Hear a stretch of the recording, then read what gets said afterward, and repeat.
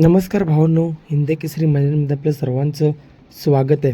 तर भावांनो, आज भुईज येथे भव्य दिवस ओपन बैलगाडी शर्यतीचं मैदान संपन्न होत आहे आणि या मैदानामध्ये आपला सर्वांचा लाडका रुस्तम द्वादशी हिंद केसरी बकासूर पळण्यासाठी आला होता आणि भावांनो गट क्रमांक 2मध्ये पळून गट 5 देखील झाला होता. तर भावांनो सेमी क्रमांक 7मध्ये तास क्रमांक 6वरून आपला लाडका बकासूर लागला होता. भावांनो सतत बकासूरची गाडी कडेने येत आहे, तर या कडेबद्दल तुम्हाला काय वाटतंय त्या कमेंटच्या माध्यमातून कळवायला विसरू नका. तर भावांनो चांगली लढत आपण त्या सेमीमध्ये बघायला मिळाली. आज पायरा देखील नवीन होता, तर आता मामांना एकच विनंती आहे की आता बकासूरचा पायरा टॉप करत जावा, कारण बकासूरला बैलच पुरत नाही. बकासूर किती वळत असतो. आज देखील बकासूरच्या आपल्या सेमीला हार झाली.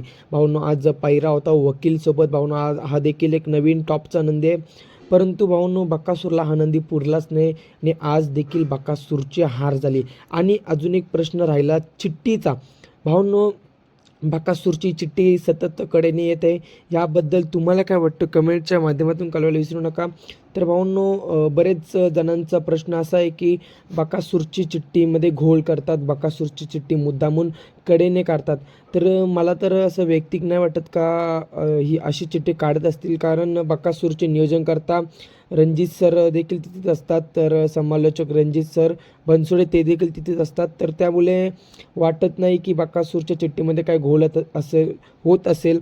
तर भाऊंनो याबद्दल तुम्हाला काय वाटतं नक्कीच कमेंटच्या माध्यमातून कळवायला विसरू नका. असो बैलगाडी क्षेत्र आणि या बैलगाडीच्या शर्यत क्षेत्रामध्ये एका साईडला हार असते आणि जीत असते. आज बकासूरची हार झाली. नक्कीच पुढच्या मैदानामध्ये बकासूर कमबॅक करताना दिसेल. अजून एक मामाने विनंती आहे ती म्हणजेच बकासूरला सध्या आरामावर ठेवा, कारण उन्हाचं तापमान देखील खूप वाढत चाललेलं आहे. त्यामुळे आपला बकासूर आरामावर राहू द्या. 10 तरी दिवस बकासूर आपला आरामावर राहिला पाहिजे. धन्यवाद भावांनो.